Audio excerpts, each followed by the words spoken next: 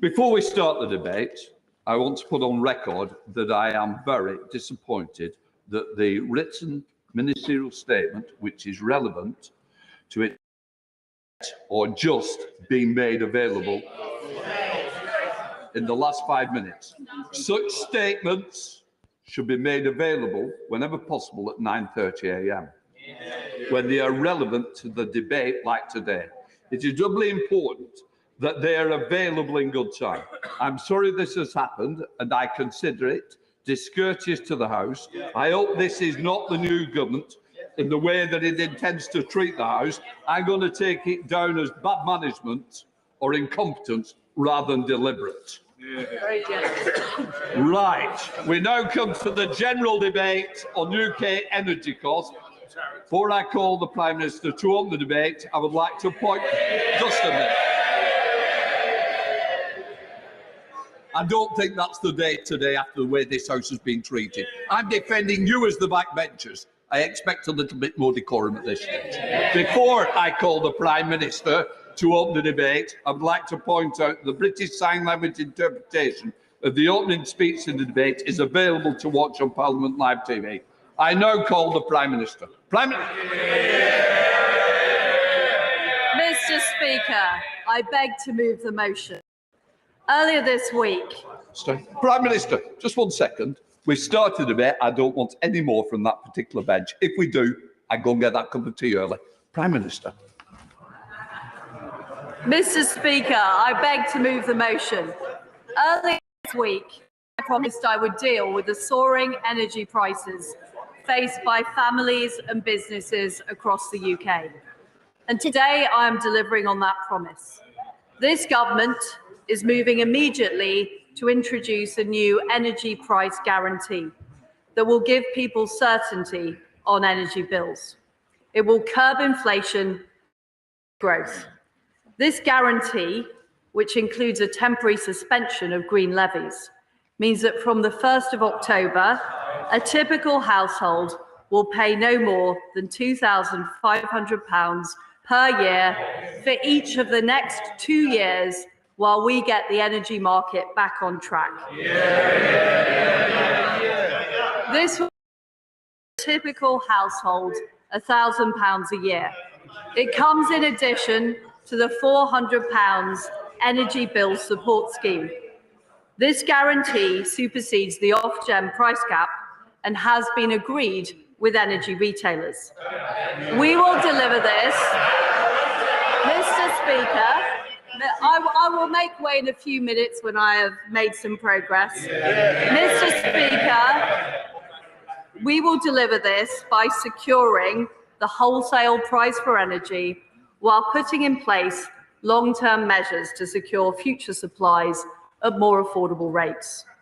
We are supporting this country through this winter and next, and tackling the root causes of high prices so we are never in the same position again. For those using heating oil, living in park homes, or those on heat networks, we will set up a fund so that all can... Prime Minister, can I just say, I don't want a running commentary from here and giving me the advice. I certainly don't need it. Prime Minister, I don't want to interrupt you. It's up to you to give way when you feel it's appropriate.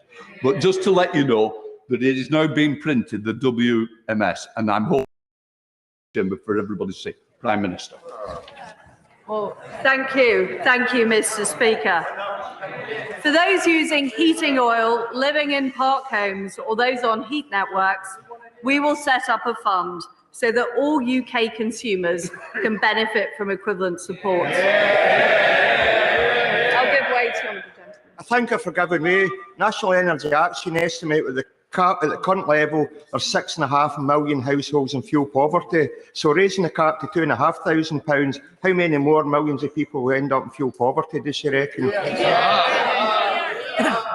Well, Mr. Speaker, action to help people on the lowest incomes through universal credit, and we are also supplying £400 support scheme. Mr. Speaker, I would like to make some progress and then I will take more interventions. We will also support all businesses, charities and public sector organisations with their offering an equivalent guarantee for 6 months. After those 6 months, we will provide further support to vulnerable sectors such as hospitality, including our local pubs. My honourable friend, the Business Secretary, will work with business to review where this should be targeted to make sure those most in need get support. This review will be within 3 months, giving businesses certainty. In the meantime, companies with the wherewithal need to be looking for ways they can improve energy efficiency and increase direct energy. I will give way to my honourable friend. I'm grateful to the Prime Minister giving way, and I commend her on the speed with which she and her new team really grip this challenge that's facing the country. And doesn't it demonstrate, Mr. Speaker, that Conservative governments do not stand by while millions of people on low incomes are threatened? I really commend her for the measures she's taken. Well, honourable friend is absolutely right.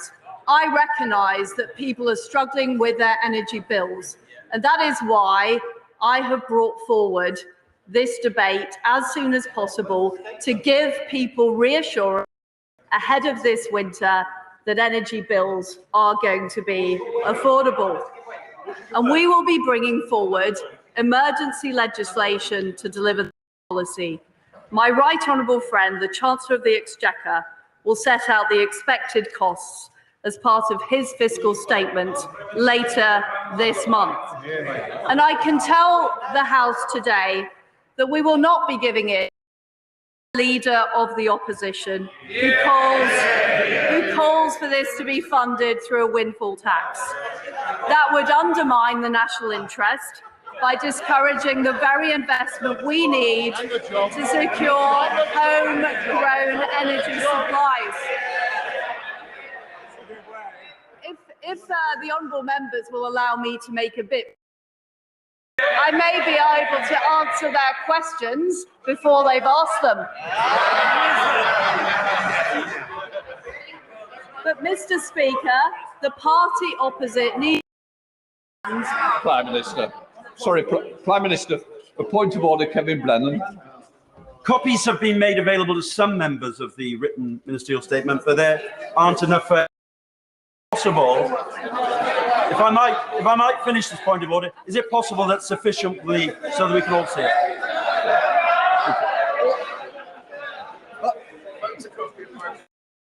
Both do. It's not a point of order, but it's certainly a clarification that they're now coming out, and we're printing them as fast as possible to make sure all members have the ability to read it. It is with great disappointment, but that's a matter of fact. Prime Minister.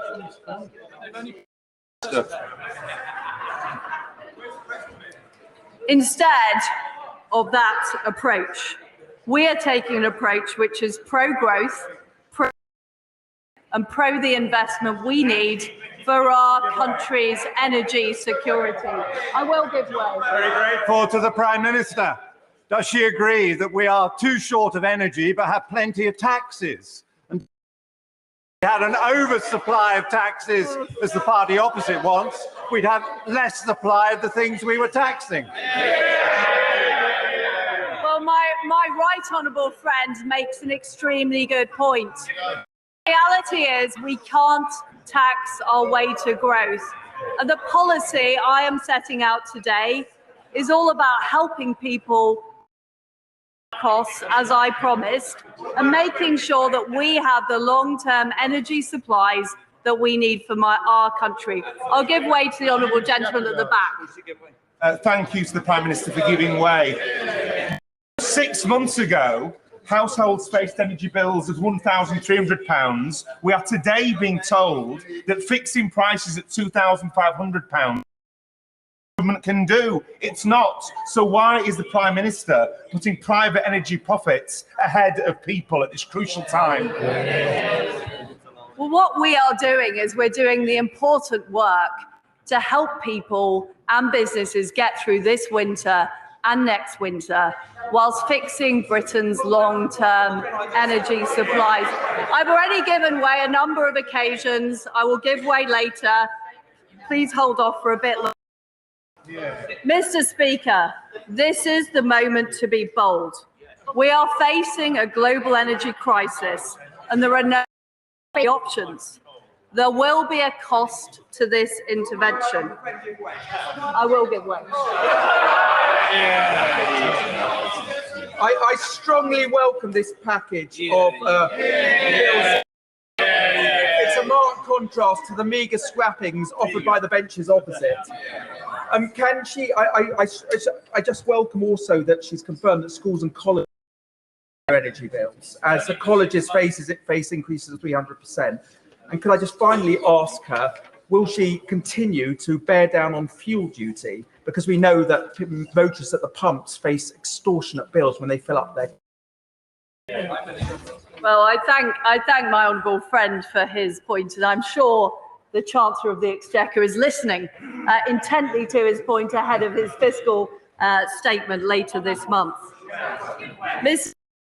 make some progress on explaining how we will defray the cost of this intervention, which I think might answer some of the honourable people's questions before they ask them. So the way we are going to defray the cost of this intervention is first of all by ramping up supply.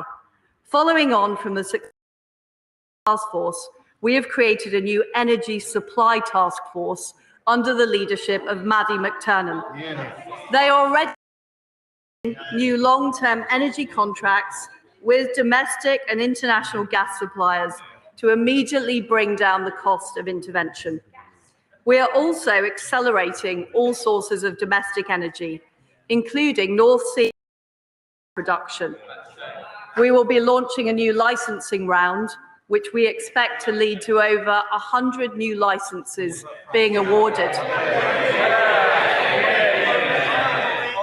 And we will speed up our deployment of all clean and renewable technologies, including hydrogen, solar, carbon capture, and wind, where we are already a world leader in offshore generation. Renewable and nuclear generators will move on to contracts for difference to end the situation where electricity are set by the marginal price of gas. This will mean that generators are receiving a fair price, reflecting their cost of production, further bringing down the cost of this intervention. Way to my honourable friend. I warmly welcome the immediate action announced by the Prime Minister on the which is really going to help families in the Pendle constituency and right across the United Kingdom. Next week in Parliament is Nuclear Week. So will she join with me in supporting the rollout of small modular reactors championed by Rolls-Royce, who have constituency? We need this technology now, so will she go further and faster to drive forward the nuclear programme in this country? Well, my honourable friend is absolutely right. Small modular reactors are a very important part of our energy mix. They're produced here in the United Kingdom. They will help boost growth as well as boost our energy security. And secondly, I will take a few minutes, but please let me make progress on my speech. Secondly, today's actions will deliver substantial benefits to our economy, boosting growth, tax receipts, and give certainty to business. This intervention is expected to curb inflation by up to 5 percentage points, bringing a in the cost of servicing government debt. Thirdly, I'm announcing today that with the Bank of England, we will set up a new scheme worth up to 40 billion to ensure that firms operating in the energy market have the liquidity they need to manage price volatility. This will stabilise the market and decrease the likelihood that energy retailers need our support, like they did last winter, by increasing supply, boosting the economy, and increasing liquidity in the market. We will significantly reduce the cost to government of this action. I will give way.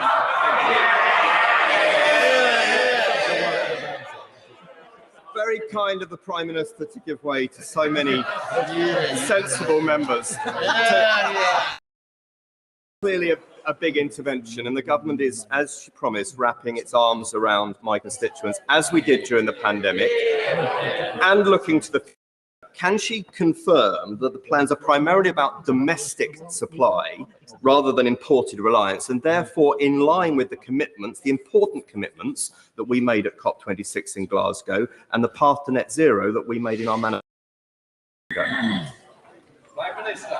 Well, I am completely committed. As well as dealing with the immediate situation we face, we are also dealing with the root causes. I'll give way to the honourable gentleman. Very grateful for Prime Minister.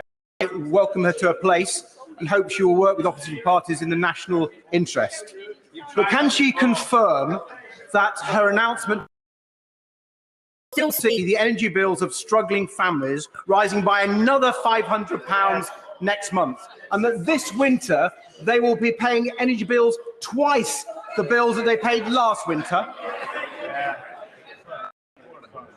Well, we're also, at the same time as introducing the energy price guarantee, also providing families with £400 and extra support to the vulnerable.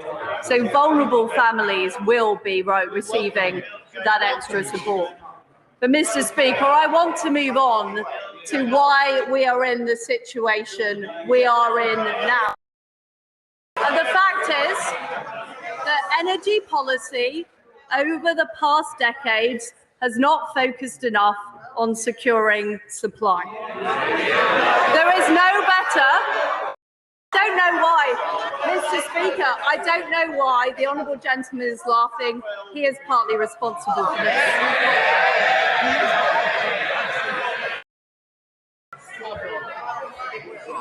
There is no better example than nuclear, where the UK has not built a single new nuclear reactor in 25 years. And it's not just about supply. The regulatory failed, exposing the problems of having a price cap applied to retail, but not to the wholesale market. This has left us vulnerable to volatile global markets and malign actors in an increasingly geopolitical world. And that is why Putin is exploiting this situation by energy supplies as part of his illegal war on Ukraine. I'll give way to honourable gentleman. Would she accept that with 150 years worth of gas under the ground in GB, it is absolute madness to turn our back on that resource at a time when people are huge energy bills? And could she also just explain to us how she intends to deliver the support which she's talking about in Northern Ireland? That's the people from Ireland. Well, I do agree with the honourable gentleman. I'm coming to the point about in a minute, but I can assure him that this policy will apply in Northern Ireland, and those benefits will be open to the people of Northern Ireland as part of the United Kingdom. So as well as the action that I am announcing today, we will use these 2 years ahead of us to make sure that the United Kingdom is never in this situation again. So I will be launching 2 reviews. Firstly, a review of energy regulation to fix the underlying problems. We want a which will address supply and affordability for the long term. On that point, Secondly, we will to ensure we deliver net zero by 2050 in a way that is pro-business and pro-growth. And this review will be led by my right honourable friend, the member for Kingswood. Can I firstly, on behalf of the people of South Leicestershire, welcome my right honourable friend to her role. She mentions Putin. Whilst the measures that she's announcing today are incredibly welcome and all our constituents to protect, and particularly the poorest and most vulnerable in society, will she give an assurance that her government will continue to stand firm against the appalling and brutal actions of Putin and his thuggish regime? And will she tell the British people honestly, in for a difficult winter, notwithstanding the challenges that it faces? Well, my honourable friend is right. The reason we are in this difficult situation is because of Putin's appalling war in Ukraine. But we do need to make sure that our energy supplies are more resilient and more secure, so we are never in this situation again, and we cannot be subject to global energy prices and the actions of dictators. We are delivering a that gives investors the confidence to back gas as part of our transition to net zero. It is vital that we take steps to increase energy supply. I'll make a bit more progress and then I will give way. We will end the moratorium on extracting our huge reserves of shale, which could get gas flowing as soon as 6 months. There's local support for it. We will launch Great British Nuclear later this month, putting us on a path to deliver up to a quarter of our electricity generation with nuclear by 2050. I'll give way to Honourable Kennedy. To the Prime Minister. Last September, I asked the then Business Secretary why the government signed off on the closure of the rough gas storage facility. He dismissed it as not relevant and he accused me of stoking panic and alarm. Given the government are now reportedly reopening that facility, it doesn't suggest the new Chancellor is a man of foresight and strategy, does it, Prime Minister? We are in a very, very difficult situation, and I am committed as Prime Minister to doing everything it takes to resolve this situation, to help people with their energy bills, and to make sure we have security of supply for the long term. I've already taken a lot of interventions. I need to make progress on this speech. As a result of these steps on shale and on nuclear, and the acceleration of renewables, I am today setting a new ambition for our country. Far from being dependent on the global energy market and the actions of malign actors, we will make that the UK is a net energy exporter by 2040. And my right honourable friend, the business, will set out a plan in the next 2 months to make sure we achieve this. Mr. Speaker, I know that businesses and families are very concerned about how they will get through this winter. That is why I felt it was important to act urgently to provide immediate help and support, as well as setting out our plan about how to secure the UK's future energy supplies. This is part of my vision for rebuilding our economy. Secure energy supply is vital to growth and prosperity, yet it has been too long. I will end the UK's short-termist approach to energy security and supply once and for all. That is what I promised on the steps of Downing Street. Today, we are acting decisively on that pledge. This will help us build a stronger, more resilient and more secure United Kingdom. I commend this motion to the House. There's a lot of members who wish to get in, so think of others after we've got through the front benches. I now come to Leader of the Opposition, Keir Starmer. Thank you, Mr. Speaker, and for advance sight of our opening speech. We're in the middle of a national emergency. People are really scared, and families don't know if they can warm their homes this winter, and businesses are if they can keep the lights on. That is why the Labour Party spent the summer fighting for a price freeze, so that no household would pay a penny more on their bills.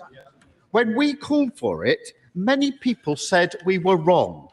They pretended that this crisis was something that just affected the poorest, as if working families on average wages could easily shoulder astronomical bills. They dismissed our call for support as handouts. But those objections could never last, the Prime Minister had no choice. No government can stand by while millions of families fall into poverty, whilst businesses shut their doors and the economy falls to ruin.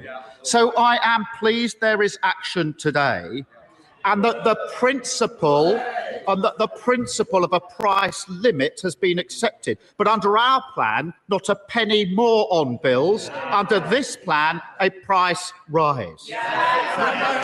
But this support, I'll just make some progress and then I will. But this support does not come cheap. And the real question before the House today, the real question the government faces, the political question, is who is going to pay?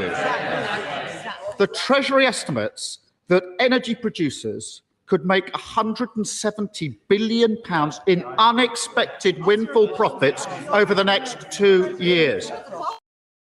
£170 billion in unexpected windfall profits over the next 2 years. I will give way in just a moment.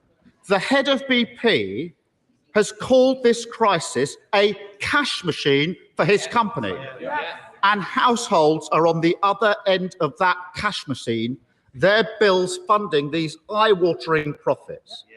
That's why we've been calling for a windfall tax since January, and it's why we want to see the windfall tax expanded now. But the Prime Minister is opposed to windfall taxes. She wants to leave these vast profits on the table with one clear and obvious consequence: the bill will be picked up by working people. She claims that a windfall tax will deter investment. That's ridiculous. These vast profits are not the reward of careful planning. They are the unexpected windfall from Putin's barbarity in Ukraine. There's no reason why taxing them would affect investment in the future. Don't just take my word for it. Asked which investment BP would cancel if there was a windfall tax, the chief executive said none. None. His words, not mine. So the Prime Minister's only argument against the windfall tax falls apart at first inspection, laying bare that she's simply driven by dogma, and it's working people that will pay for that dogma. I will give way. Does he accept that this government has already introduced a windfall tax, and energy companies today are paying 65% on their profits? What would he rather see that tax set at? We're happy to 100%. We're talking about what happens this winter and next. And if he doesn't understand, I'll tell you something. Every pound the Prime Minister's government refuses to raise in windfall taxes, which is leaving billions on the table, is an extra pound of borrowing. That's a straightforward argument. Every pound she leaves on the table is an extra pound of borrowing, loading the burden of the cost of living crisis onto working people who will have to pay back for years to come. Will my right honourable friend? I will. I'm grateful to my right honourable friend.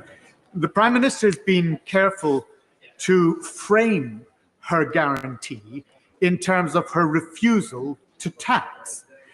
But is she not going to have a problem explaining to the British people how a levy on their bills in the future to repay the borrowing is not actually a tax? Yes. I'm grateful for that intervention. This is the basic political divide. They want to protect the excess profits of the oil and gas and energy group, the excess profits. We want to protect working people. Mr. Speaker, I will give way. I'm very grateful to him for giving way. And this Saturday, myself and many members of the Chesterfield Labour Party will be out meeting voters in Chesterfield. And if any of them haven't been paying attention this week, they might still say you're all the same. But isn't it absolutely clear now that there is a clear divide? Yes. Every voter that I knock on the door, they will know political parties have a choice. They've chosen to be on the side of the energy generators. We've chosen to be on the side of bill payers. Well, I'm grateful for that, and I'll be absolutely amazed if members opposite haven't picked this up. Ask voters whether they think that it's fair that they pick up the bill, or those companies that made profits they didn't expect to make, and there's only one answer to that question. It's a very simple question of whose side are you on? And I'm afraid this isn't a one-off, because not only is the Prime Minister refusing to extend the windfall tax, she is also choosing to cut corporation tax, an extra £17 billion in tax cuts for companies that are already doing well. That means handing a tax cut to the water companies polluting our beaches, handing tax cuts to the banks, handing a tax cut to Amazon. She's making that choice, even though households and public services need every penny they can get. Working people are paying for the cost of stroke victims wait an hour for an ambulance, and criminals walk the streets with impunity. It's the wrong choice for working people. It's the wrong choice for Britain. I won't give one. I thank my right honourable friend, and it seems that the government has decided to deal with this energy crisis off the backs of ordinary, hard-working Brits and load huge levels of debt on future generations rather than properly tax the billions of pounds of excess profits for energy companies. Why is this government on the side of big corporates rather than of ordinary, hard-working Brits? Is it because the Prime Minister is a former employee of Shell and is therefore on the side of oil and gas companies and is not protecting ordinary working British people? Well, I'm grateful for that intervention, and it does come down to this basic point. Everybody in this House recognises that profits are needed for investment in all businesses. But in this case, these are unexpected profits that were not expected. The chief executive of BP says this will not deter any investment. It's a bit rich for the opposite to say he's completely wrong. He is the chief executive of BP. He's made his case. It's the complete opposite of the case that the Prime Minister is trying to make. Speaker, the immediate cause of, I will in a moment, the immediate cause of this energy crisis is Putin's grotesque invasion of Ukraine. We stand united in our support for Ukraine. If we're to defend democracy, defeat imperialism, and preserve security on the continent, Putin's aggression must. And whatever our political differences, the Prime Minister will always have my full support in that common endeavour. But we must ask ourselves, why are we so exposed to changes in the international price of oil and gas? Why are we so at the mercy of dictators, able to pull the plug on wells and shut down pipelines? Why is there such a fundamental flaw in our national security? I will give way in just a moment. I'll make my argument, then I will give way. It's about a failure to prepare, a failure to increase our energy independence, a failure to rapidly decrease our reliance on fossil fuels. They banned, Mr. Speaker, they banned onshore wind in 2015. That cost us clean energy capacity equivalent to all our Russian gas imports in recent years, a policy disaster. The Prime Minister has been constantly opposed to solar power, the cheapest form of energy that we have, and she's been consistently wrong. And it's not just what the Prime Minister said in the heat of her leadership campaign this summer. When she was Environment Secretary, the government slashed solar subsidies. The market crashed. I will give way. To the right honourable gentleman. But the Leader of the Opposition is being completely misleading, if I may say so, because what he said, it's under this government that the United Kingdom has the second highest offshore wind generation capacity anywhere in the world. And how is that created? It's through investment by companies. This government will allow for that to happen.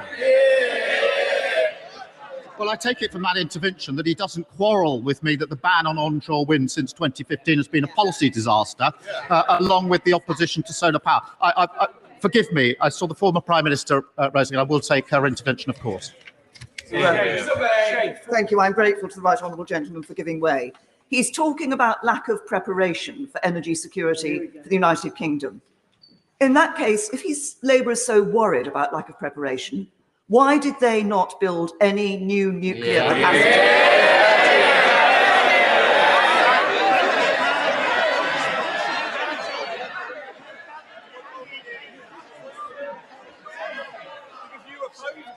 Mr. Speaker, I'm grateful for that intervention. Let me deal with it in full, because it's a very important point, because nuclear is vital to our future and a new generation of power plants should have been built by now.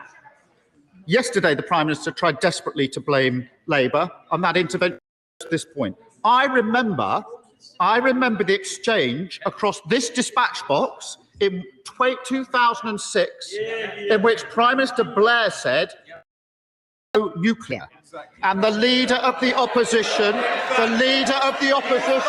David Cameron, didn't know where to look.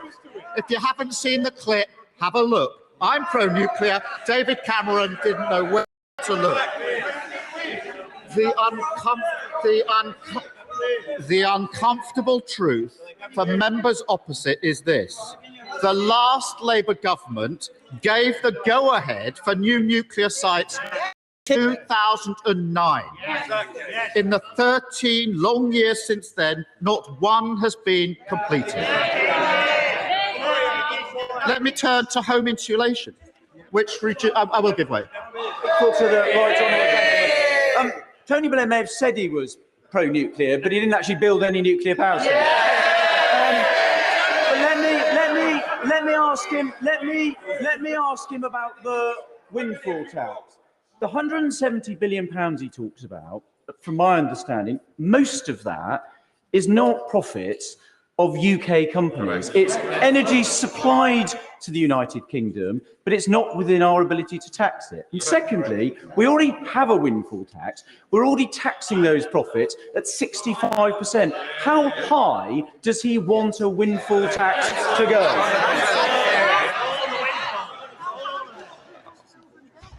On the question of 2006, I think I'll give way to him again. What was his party's position in 2006 when David Cameron was asked the question on nuclear? Because he didn't have a position on it. But on the 170 billion that he raises, I think he's wrong about that. But if there is any doubt, I'd invite the Treasury to disclose the documents about this so that we can all see them and evaluate them. Because I think I'm right and I think he's wrong. But if the documents could be made available, we can all look at that £170 billion. Mr. Speaker, I will give way. But isn't the bigger point that there's a simple choice about how you pay for it? It either all goes on borrowing and ordinary families and on the never never for this country, or at least some of it is charged in a windfall tax on unearned and unexpected income, which Putin has basically put into the pockets of Shell and BP. That's the fundamental choice, isn't it? That is the fundamental choice. It's the fundamental divide in this House. Let them defend their position to protect those excess profits, and we will defend our position of standing up for working people. I'm going to make some progress. Mr. Speaker, I've taken a lot of intervention. I'm going to make some progress. Let me turn to home insulation, which reduces energy consumption like nothing else. We have the draftiest homes in Europe. The last Labour government set about fixing that. Then the party opposite said, cut the green crap, and the whole project all but collapsed. Installation rates down by 92%. Utterly short-sighted, and it's costing millions of households £1,000 a year on their energy bills right now. The Prime Minister is right to recognise that immediate support needs to be combined with longer-term action. But I'm afraid fracking and a dash for gas in the North Sea will not cut bills, nor strengthen our energy security, but they will drive a coach and horses through our efforts to fight the looming climate crisis. She should listen to her own Chancellor sitting next to her. What did the Chancellor have to say about this just a few months ago? Now, this is quite a long quote. See the Chancellor leaning forward. I've tried to cut it down, but every sentence is worth repeating of what the Chancellor said just a few months ago, his words. For those calling for its return, they misunderstand the situation we find ourselves in. If we lifted the fracking moratorium, it would take up to a decade to extract sufficient volumes, and it would come at a high price for communities and our precious countryside, his words. I'll go on because this is so good. Second, he said just a few months ago, no amount of shale gas from hundreds of wells dotted across rural England would be enough to lower the European price anytime soon. And he went on. And with the best will in the world, private companies are not going to sell shale gas they produce to UK consumers below the market price. They are not charities. Spot on, Chancellor. And what did the Chancellor at the same time have to say about North Sea gas? Additional North Sea production won't materially affect the wholesale price. Indeed, earlier this year, his previous department helpfully put out a series of Mythbusters, a government myth-busting document. Here's one of them. Chancellor, your document. Myth, extracting more North Sea gas lowers prices. Answer. Fact, UK production isn't impact on the global price of gas. I've got a copy for the Prime Minister. We do need to carefully manage our existing resources in the North Sea, and the industry has an important role to play in our future as we transition to a different form of energy. But doubling down on fossil fuels is a ludicrous answer to a fossil fuel crisis.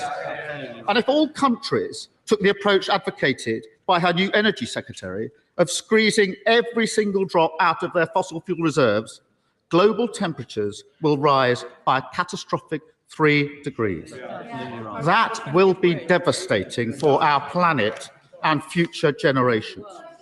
And it's totally unnecessary. Now, I'm going to make some progress because I do think other new wind and solar power are now 9 times cheaper than gas, 9 times cheaper. So we need a clean energy sprint, urgently accelerating the rollout of offshore wind, onshore wind, solar, nuclear, hydrogen and tidal. And last year, I set out a new national mission to insulate 19 million homes and cut bills for good. If the government had taken me up on that challenge, 2 million homes would already be insulated this winter. Britain needs a fresh start. We need a government that will never leave working people to pick up the tab for excess profits of the energy industry. We need a government that plans for the long term, rather than leaving us badly exposed to the whims of dictators.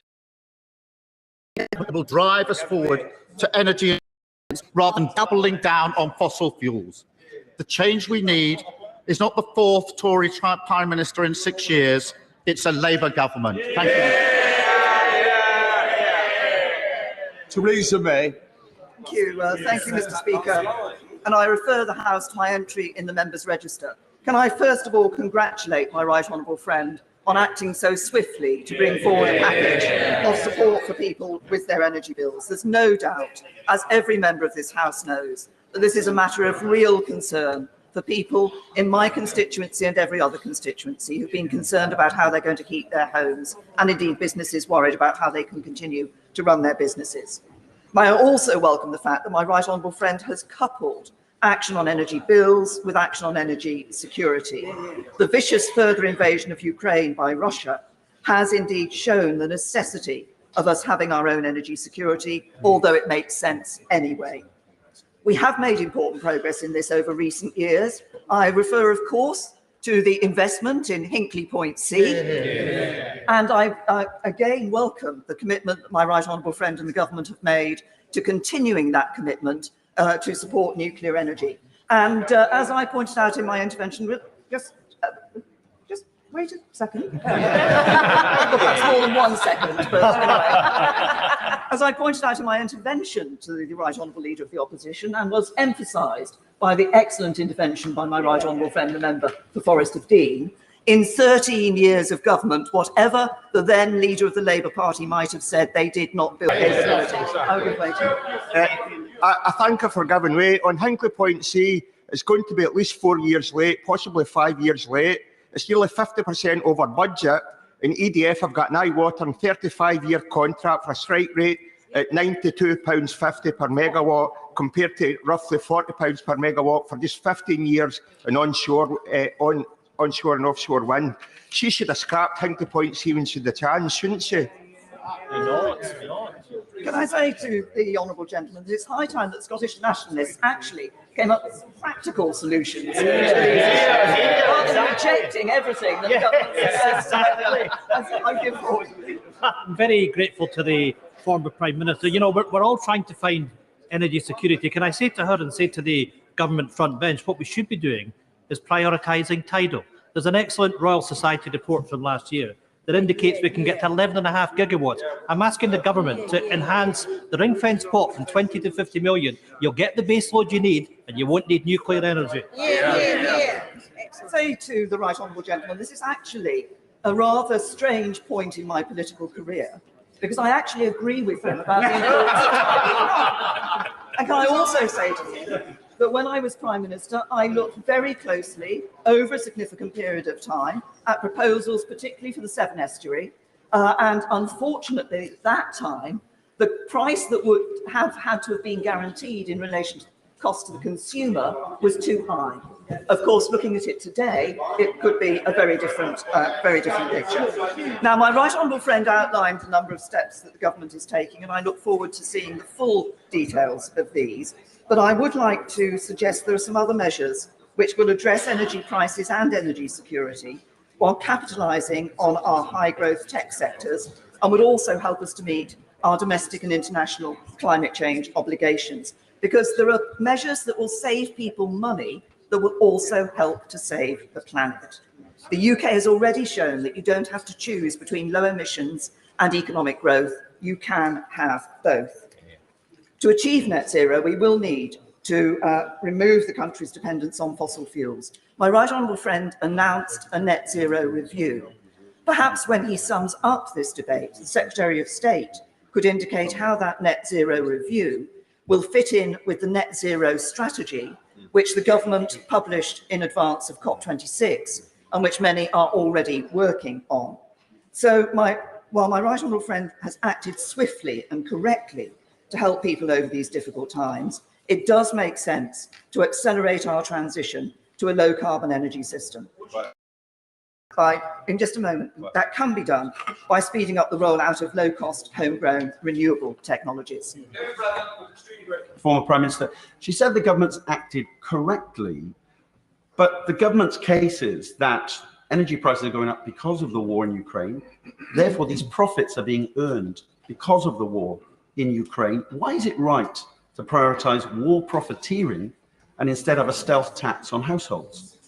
What is right is to provide support for households who are worried about their energy bills. That's exactly what the government is doing. Of course, if we are going to increase our use of renewables, it is important that the price that people are paying for their electricity reflects the cost of that production and not the cost of gas. And I welcome again the fact that my Right Honourable friend, no, I'm going to make some progress. I'm going to make some progress on it. Can I say to my Right Honourable friend that I'm pleased that she's actually indicated that she's going to take action in relation to that particular matter. Can I also say that getting full benefit from this does mean upgrading the UK's power grid infrastructure. Alongside this, we do need to improve the energy efficiency of homes. And this would not just reduce demand for energy, saving people money, but again, it's an element that will help to save the planet. We do need to consider rolling out a significant home insulation programme. There is also, I'll give way to my honourable friend and then I'll give way to you. I'm very grateful to my Right Honourable friend. Her government did indeed look very closely at the prospect of a tidal lagoon off Swansea Bay.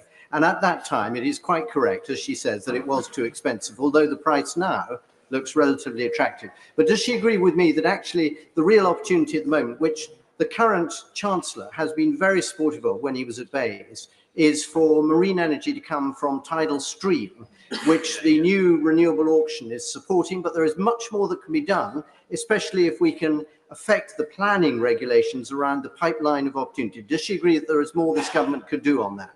Yes, I absolutely agree with my honourable friend, and I welcome every opportunity to actually increase the diversity of our supply of energy. And looking at these new opportunities, absolutely a way to do that as well. I said I would give way to the right honourable gentleman. Very grateful, and of course I completely support the tidal lagoon in Swansea, and I hope that that is now a real possibility for us. I hope the Prime Minister would accept that. But I just want to, and I agree with insulation.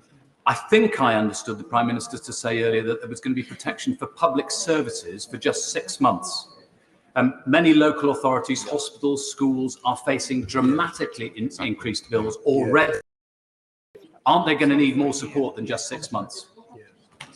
Say that I think the public sector will be very pleased to hear that the government has taken their concerns on board and is providing support for them. Can I also say, as another step that I think the government needs to take, it should look at regulations, building regulations. We are still building homes with gas boilers. Doesn't it make sense to actually change the regulations? Because those homes will have to be retrofitted in just a very few years' time. And surely it is more cost effective to take action now. I'm very... Before, the Honourable Gentleman had one intervention. What I'm bothered about, there's a lot of people want to get it. I don't want to stifle the debate, but I want to make sure everybody gets a voice. Yes, I apologise, Mr. Speaker, for being interventionist. The government is also key to driving greater private sector investment in low carbon solutions. For instance, by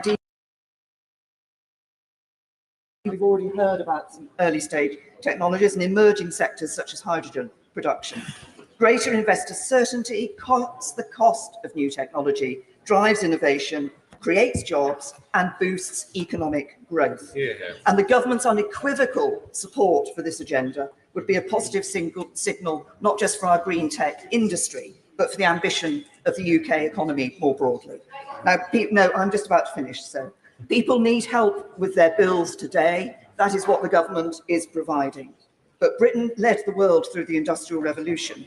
If we grasp the opportunity now, we can lead the world in a cleaner, greener form of growth. We now come to the Leader of the SNP, Ian Black.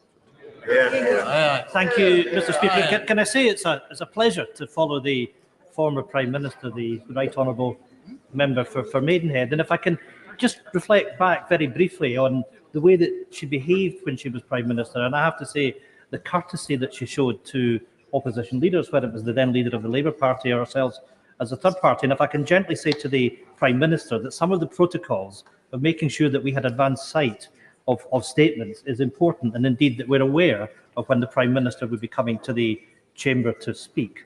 I don't know if she's listening to any of that, but it would be helpful if that would be passed on. Mr. Speaker, at the start of the year, we were faced with an energy crisis. By the summer, it was an emergency. Right now, today, we're at the precipice of a humanitarian disaster. Because it's no longer a question of whether to heat or eat, when many households can no longer afford to do either. Would the honourable gentleman give This, let me make some progress and I will. This cost crisis puts livelihoods and lives at risk. And all the while, as this disaster deepened, all summer, the Tories spent all their time desperately fighting amongst themselves, and the public were left desperately waiting for a real cost of living plan. Finally have a plan today, but I fear that when the public absorb the details, it will fall far short of what help they need. Now, we've heard today that the green levies are being scrapped, and that is something that is of deep concern to those of us on these benches, particularly given that the green levies fund the warm discount energy efficiency measures for low-income households. And I want to ask the government to make sure that that support will remain in place for those that need it. But, Mr. Speaker, the sheer scale of those soaring energy bills meant that there was never any question that households and businesses couldn't be able to pay the cost of energy bills. They were and they are unaffordable. If these prices weren't frozen, the bills simply couldn't have been paid. So freezing prices wasn't really a choice. It's the only political option. And when the current price cap stands at £2,000 with a 54% increase since spring, and many people are already unable to pay, setting the cap at £2,500 isn't an actual freeze. We know too that businesses, especially SMEs, are facing even sharper cost increases than households, and an avalanche of insolvencies and redundancies is forecast. Many businesses simply could not have afforded to stay open. I will give it. Mr. Speaker, I thank the right honourable gentleman for giving way. Reed's Bakery in my constituency, which supplies biscuits to the four corners of the world, is in danger of going bust by Christmas. So can I appeal to the government, in a spirit of inclusivity, to please look at the letter I've been sent by Reed's Bakery and to see what could be tailored to help a vital business in a remote part of the UK. I agree with my honourable friend, my neighbouring MP, and indeed, over the course of the last few weeks, I've visited businesses in Ayrshire with my honourable friend, the member for Kilmarnock, and visited another bakery, Brownings, and met with the industry body. And it's clear that bakers in particular are facing real struggles with the rise of energy and other costs. And it's critical that the government gives the details of what they're intending to support business. I'll take one more intervention, then I'll... Grateful to the right honourable gentleman. On the question of the cap, the Prime Minister indicated that one of our reviews is going to be on regulation. Does the right honourable gentleman think it's time to take a serious look at the operations of Ofgem, and for a regulator, how much support they're giving to consumers, whether it's domestic consumers or businesses? Fair to say that the current regime is not fit for purpose, and it's why we're in the situation that we are today. So an urgent review of that is absolutely required. Mr. Speaker, let me make some progress. Good businesses, profitable businesses, seeing a tsunami of cost increases, with energy costs at the core of these, quite simply are facing a fight for survival. It is clear that today's plan does not go nearly far enough to mitigate the expected cost increase facing employers, and the needs to grasp the scale of this emergency. Something about the announcement which has just been. I know I speak on behalf of the end. I say that we send our best wishes to Her Majesty the Queen and the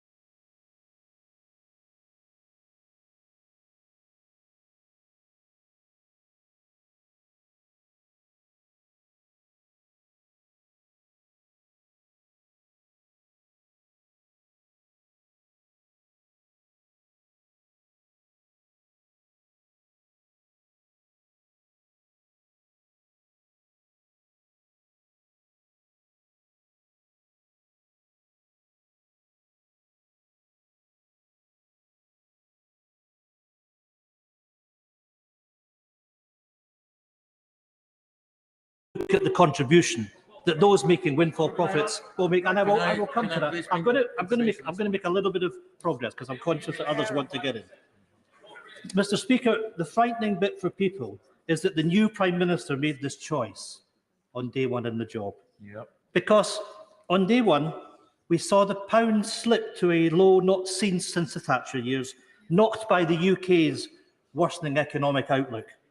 On day one, our first major decision as Prime Minister will see big business profits prioritised over family budgets. And on day one, we can already predict that the Truss tax paid for by households for the years to come will be the Prime Minister's enduring legacy, eating away at household budgets long after she and her party have been voted out of office. If day one was that bad, you couldn't blame people for fearing that the worst is yet to come. Mr. Speaker, the decision not to bring in an additional windfall tax is the biggest and the worst political choice in this plan. Because let's look at Shell and BP as an example. Now, I want corporates to be able to be profitable to invest, to create jobs and to finance a green transition. But there is a difference between a fair profit and an excess windfall or excess profit. Mr. Speaker, Shell's first half profits were up by 177% to $25.2 billion. Shell were making excess profits to such an extent they brought back shares worth $8.5 billion and declared that they would buy back a further $6 billion worth of shares between July and September. If you want the example of where the excess profit is, Mr. Speaker, then there it is. In total, this means that $14.5 billion of excess profits not being invested in green energy projects, money that's been generated from high energy prices, that our constituents and our businesses have to pay. That is the reality. Then let's take a look at British Petroleum.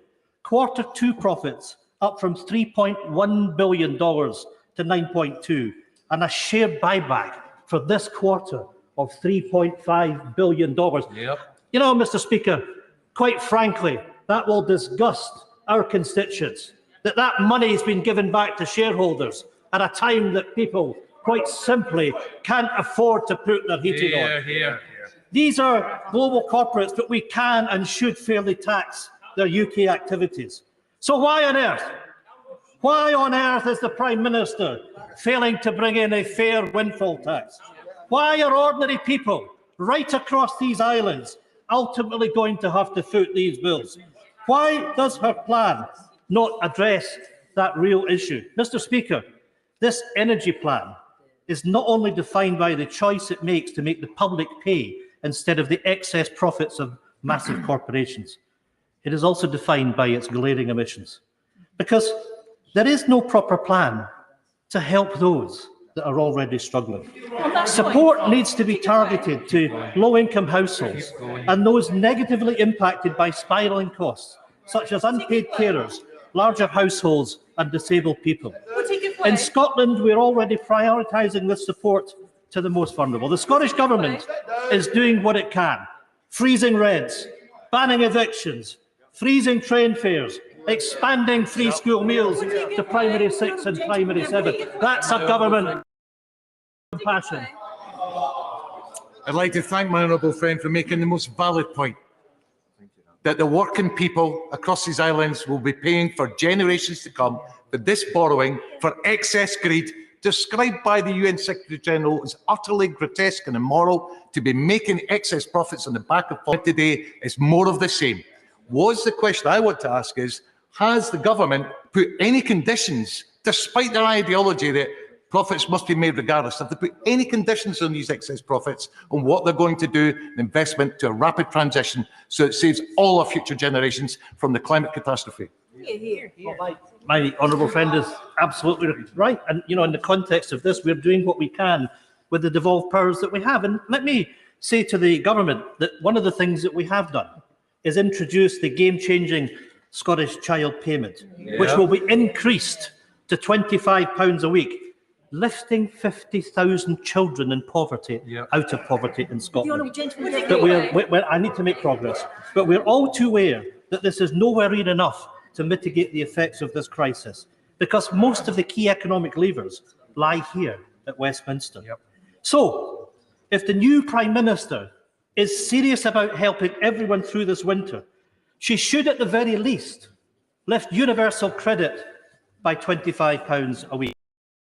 Whilst I welcome the remarks of the Prime Minister on those on off-grid, we must be given clarity over support for those across swathes of rural Scotland who are reliant on oil heating and who are not subject to the price cap. Clarity is also needed to those who have accepted fixed-term contracts at a higher rate in a bid to weather the storm. They must be allowed to switch to benefit from the support that's been put in place. And crucially, vital support for the most vulnerable must go hand in hand with the UK government to increase budgets of the devolved administrations or grant them greater powers to borrow so that they can do more to help all public service workers and the most vulnerable. I will give way. I'm grateful to the right honourable gentleman who's making a very broad and apposite speech. He was challenged on the rate of tax that he believed was appropriate.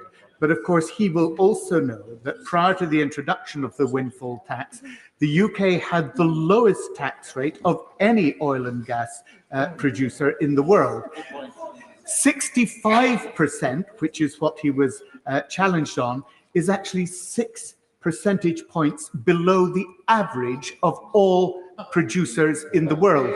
So even if you were prepared to go to the global average, it would still mean that relief could be given to taxpayers in this country.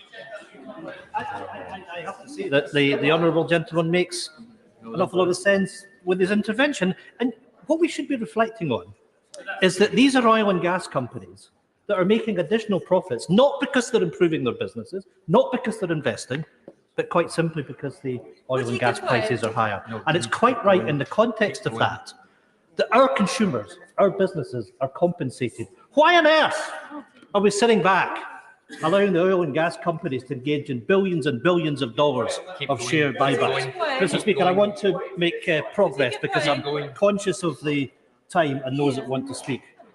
I want to briefly deal with another prominent point in the Prime Minister's speech, because the Prime Minister blames the cost of living crisis on the war in Ukraine, and I believe that this issue is worth expanding on. And of course, there is no doubting that what has happened in Ukraine has had a major role in spiralling wholesale prices. And we have rightly come together across this chamber in condemnation of Putin's horrific war and his actions to thwart European energy supply. And I look forward to continuing to work with the new government in a spirit of consensus on this issue. We all stand together against Putin's horrible actions, the war in Ukraine. But as we've rightly helped Ukraine, we must also help citizens at home. Indeed, we owe it to them to do so. And I would hope that the Prime Minister will reach consensus with me on this point. But where we divide is what I believe we must recognise that other countries in Europe, far more reliant on Russian gas than the UK, have weathered the economic storm far better than the United Kingdom. And we must therefore recognise the UK government's role in creating the circumstances for this crisis. We'll take it away. Shameful mismanagement by a successive Tory government stopped by a Tory Brexit means that the UK has the highest inflation in the G7, the lowest growth in the G20, and we're marching headlong into a recession. UK household electricity prices have surged ahead of European peers, and the UK is now in a deeper state of crisis than most because of the damaging choices that have been made. We don't need it. Scotland doesn't need it.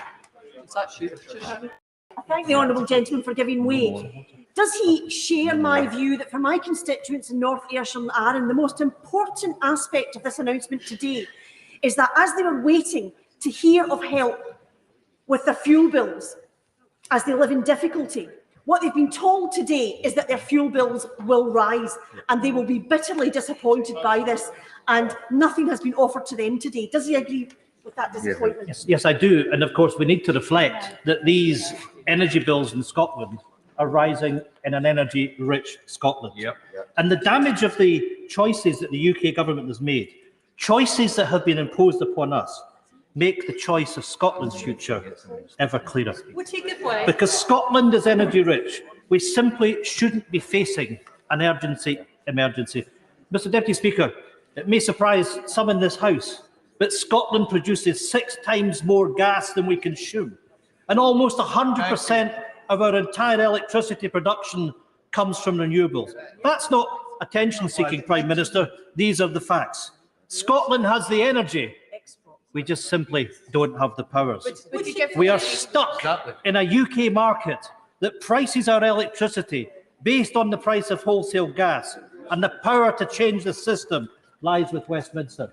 I thank him for giving way. And of course, he'll also know that although we are producing almost 100% of our energy from renewable sources, the grid connection charges that are £7.36 per megawatt hour compared to 40 pence per megawatt hour in England doesn't help further investment. Incredible. We need these grid connection charges to be reduced, because my constituents want to know, when they can see windmill or wind turbines outside their windows, why are their prices going up? Well, again, my honourable friend makes a very, very important point. We're being ripped off on Scotland's ability to deliver green renewable energy. But it's even worse than that, because for those of us that live in the north of Scotland, because we have a regional distribution market, we pay a premium for the electricity that was sent south. We then have to pay the highest prices to get it back. That's the cost to people in Scotland of Westminster's control of our energy market. So what is needed, most crucial of all, and what is glaringly lacking in this energy plan, is fundamental overhaul of the energy market to break the link between cost of gas and the price of renewable and low-carbon electricity. The reality, Mr Deputy Speaker, is that an independent and an energy-rich Scotland with the normal powers to act in our own interests could have cushioned our economy from this cost of living crisis. Through independence, Scotland could use our energy well for the benefit of our people. So for households and businesses in Scotland, the cost of living crisis is literally the cost of living with Westminster. It is a cost we can no longer afford, and it is a price we are no longer willing to pay. It's why Scotland's people will choose independence. There's a lot of interest in this debate, so therefore we're introducing forthwith a 3-minute time limit. Robin Walker. Thank you, Mr Deputy Speaker, and I welcome the Prime Minister and indeed all her colleagues to their places on the front bench and the rapid action that has been announced today. I wanted to see action for consumers in my constituency, but also for businesses, for charities and the public sector. And I'm delighted to hear all of that included in today's statement. Over the summer, I've heard from hundreds of constituents about their concerns, people who are vulnerable, elderly, students, and people with illnesses and disabilities, which mean that they weren't able to turn down their heating in the upcoming winter. So the action which has been announced today will be extremely welcome in all of those quarters. The fact that there is a 2-year cap in place, particularly welcome in my constituency. But I've also been hearing from businesses, and I've been very, very concerned at some of the costs facing pubs, hospitality businesses, manufacturers in my constituency. Indeed, as long ago as last year, I was writing to the then Business Secretary, now Chancellor, about high energy manufacturers such as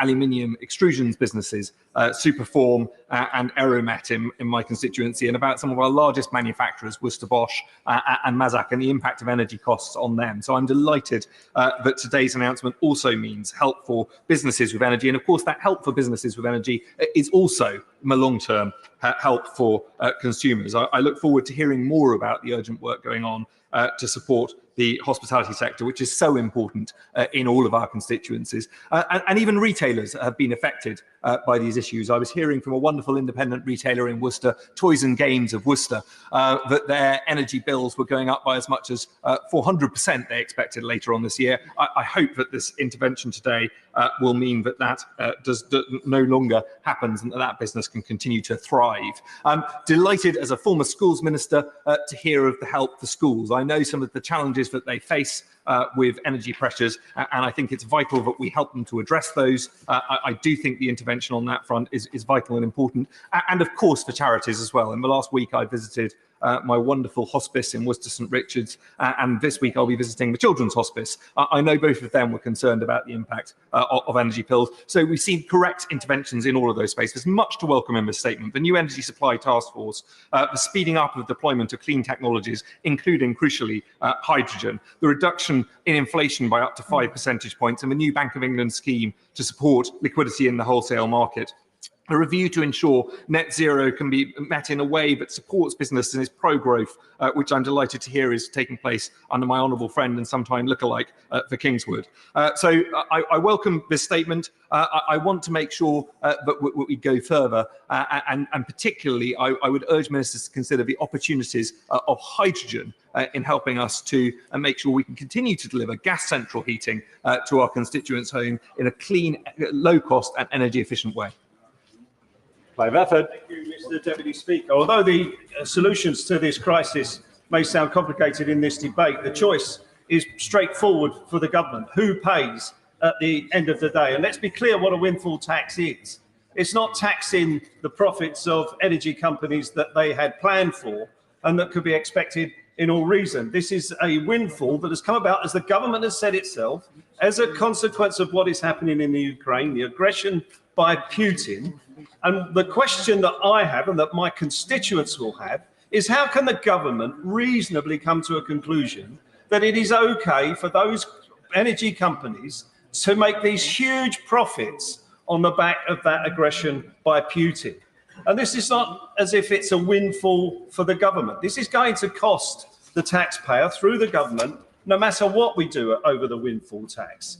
And the government is under pressure in other areas of expenditure. We only have to look at the newspapers today about yet again, the numbers of people waiting for operations in the NHS has gone up again to 6.8 million people waiting. We can see in the papers today about the teachers' assistants in schools, where they are being forced, because of the cost of living, to question whether they can stay committed to supporting children in the schools and move to higher paid jobs in places like supermarkets. Everything, where you look, the government is under pressure over public expenditure on our vital public services. Yet when it comes to this, they're prepared to just wave aside the potential to pay for these increases. Good way, briefly. Thank you, Mr. Deputy Speaker. I'm grateful that he mentions the case of teaching assistants, because I actually had a teaching assistant contact me recently, and there are many, many low-paid workers and many others on moderate incomes who will be staggered by the government's decision today to put the interests of energy companies ahead of normal families. Absolutely. My honourable friend is absolutely right. And so the government is morally wrong to turn its back on this windfall tax when it clearly is under financial pressure in other areas of public expenditure. But I wanted to raise just one specific issue relating to my constituency, and this brief contribution I can make to this debate. And I have a craft bakery that has survived for 100 years. It's about to celebrate its centenary. It's been run by 6 generations of the same family. It kept feeding people in my constituency. I wasn't the MP at the time, I don't know, but during the Second World War. So even the Luftwaffe couldn't shut down this bakery. It employs 20 members of staff, and now it's trying to renegotiate in an industry that is really heavy in the use of energy. It is trying to renegotiate its energy contracts, and it is facing increases in those contracts of 300–400%, and it's negotiated them now. And in the statement that we've had published, and that's it, by the way, that's the sheer length of this statement in this important crisis. That's the amount of the government's statement today, with 200 words. They are facing negotiations now, but this statement says that there will be assistance equivalent to that given to individuals for businesses guaranteed for 6 months. And the Prime Minister, I wrote the words down, said that businesses would be given some idea of what assistance they will get in 3 months. Well, they're negotiating now. I mean, we got no clarity from the Prime Minister in her statement. It was like she was making a Queen's speech, my government will. But she gave us no detail on actually what these government ministers will be doing. And one of the things I want to guarantee on is if we're going to get a financial statement from the government next week or towards the end of this session before we break again for conferences, will there be a proper debate in here on that financial statement as we're required to have? Or will the government avoid scrutiny yet again? Because that's been a repeated action. Mel Stride. The Speaker, and I rise to broadly welcome these measures. We know that we live in terribly difficult times. Yesterday, the Treasury Committee took evidence from the Governor of the Bank of England and other members of the MPC, and the point was made that the impact of these energy rises on households is about 4 times that which occurred in the 1970s. These are truly frightening times, and so I'm very pleased that my right honourable friend, the Prime Minister, has come forward with such a bold package of measures, both for consumers, but also critically for businesses over the next 6 months with a review after 3. I was pleased to see the Bank of England facility, the liquidity facility for energy businesses totaling 40 billion, which I think would be very important in terms of the functioning of the marketplace, and also this critical commitment to review the way in which the pricing of our electricity is determined, whether it be in relation to gas or the actual underlying costs of alternative means of energy production. I did want to focus briefly, Mr. Deputy Speaker, on the macroeconomic issues here, which are easy to overlook. This is a huge intervention. The Prime Minister detailed that the Chancellor would come forward with those costings at the emergency fiscal event that he is to present to the House soon. Now, that in terms, including or alongside, should I say, the tax reductions that have been mooted, plus the other pressures on the public finances, mean that debt is most certainly going to increase, as is the deficit. And whilst it has been stated that inflation will be assisted by these measures, which is true, inflation, of course, is just a measure of price rises relative to a previous period at a particular point in time. And whilst it may be the case that the downward pressure on the CPI from these freezes will be positive, it will be a stimulus to the economy. And through time, Mr. Deputy Speaker, inflation may actually net increase. Now, that will require a response from our central bank, which may see interest rates in the more medium term increasing with increased servicing costs for our debt. So I think we need to see this very much in the round. And this is where I think this debate around the windfall tax actually should be at least considered. And the Treasury Committee will be looking at that in some detail. The final point I wish to make in my remaining 30 seconds is I think it's critical that when it comes to the emergency fiscal event, we do have an OBR independent forecast to take into account all of these issues, the great uncertainty that we're talking about, the huge fiscal interventions, which have yet, the costings have not been presented to us. We need to see what the impact of that is going to be on the public finances in order to reassure the markets. Thank you. Thank you. Caroline Harris. Thank you, Mr. Deputy Speaker.